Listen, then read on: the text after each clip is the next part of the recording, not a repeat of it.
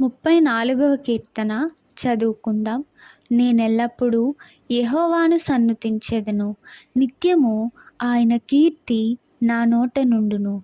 యెహోవాను బట్టి నేను అతిశయించుచున్నాను. దీనులు దానిని విని సంతోషించెదరు. నాతో కూడి యెహోవాను ఘనపరచుడి. మనము ఏకముగా కూడి ఆయన నామమును గొప్ప చేయుదుము. నేను యెహోవా యొద్ద విచారణ చేయగా ఆయన నాకుత్తరమిచ్చెను. నాకు కలిగిన భయములన్నిటిలో నుండి ఆయన నన్ను తప్పించెను. వారు ఆయన తట్టు చూడగా వారికి వెలుగు కలిగెను. వారి ముఖములెన్నడును లజ్జింపకపోవును. ఈ దీనుడు మొర్రపెట్టగా యెహోవా ఆలకించెను. అతని శ్రమలన్నిటిలో నుండి అతన్ని రక్షించెను. యెహోవా యందు భయభక్తులు గలవారి చుట్టూ ఆయన దూత కావలియుండి వారిని రక్షించును. యెహోవా ఉత్తముడని రుచి చూచి తెలుసుకొనుడి.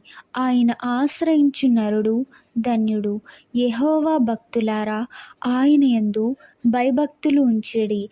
ఆయన యందు భయభక్తులు ఉంచువానికి ఏమీయు కొదువలేదు. సింహపు పిల్లలు లేమి గలవై ఆకలిగొనును. యెహోవాను ఆశ్రయించు వారికి ఏ మేలు కొదువైయుండదు. పిల్లలారా, మీరు వచ్చి నా మాట వినుడి. యెహోవా యందలి భయభక్తులు మీకు నేర్పెదను. బ్రతుకగోరువాడెవడైనా నున్నాడా? మేలు నొందుచు అనేక దినములు బ్రతుకగోరువాడెవడైనా నున్నాడా? చెడ్డ మాటలు పలుకకుండా నీ నాలుకను, కపటమైన మాటలు పలుకకుండా నీ పెదవులను కాచుకొనుము. కీడు చేయుట మాని మేలు చేయుము. సమాధానము వెదకి దాని వెంటాడుము. యెహోవా దృష్టి నీతిమంతుల మీదనున్నది. ఆయన చెవులు వారి మొరలకు ఒగ్గియున్నవి.